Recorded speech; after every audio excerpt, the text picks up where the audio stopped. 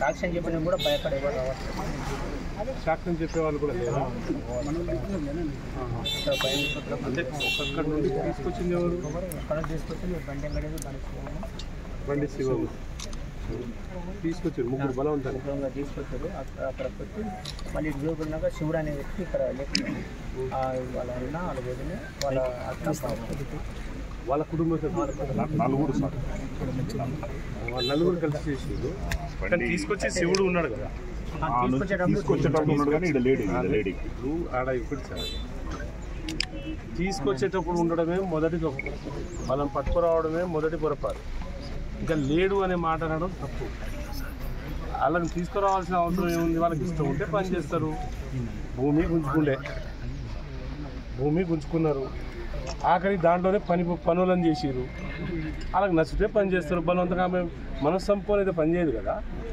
వాళ్ళ మా భూమి గుంజుకొని మేమే పని చేయడం ఏంది? మా భూమి ఆమె సైన్ కూడా చేయలేదంట కదా, సంతకం కూడా చేయలేదు. అంటే అర్థమైంది వాళ్ళని లాగి గీగి ఇంకొక విధానం కూడా ఏదో చెప్తుండే. కొంచెం వాళ్ళకి సంబంధించిన వాళ్ళ సిస్టర్స్తో కొట్టియడం, వాళ్ళకి తాగించుకొని కొట్టించి కానీ అంతేనా?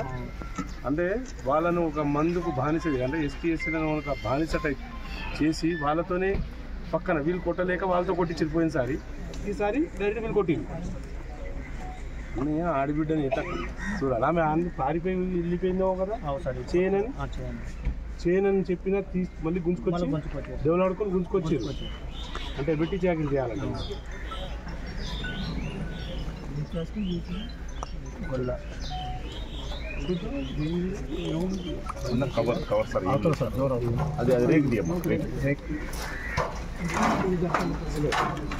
దీంట్లో బతికేట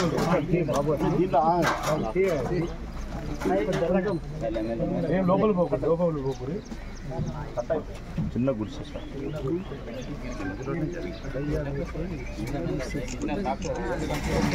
గిరిజన బిడ్డల బతుకులు గుడిసెలు ఉన్నాయి. అందుకే కదా తక్కువ గిరిజనులను తక్కువ చూస్తున్నదే అది.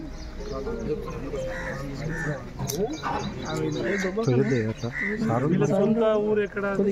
భ్రమరమ్మ కాలం పోగలుగుతుందా బండి? పక్కన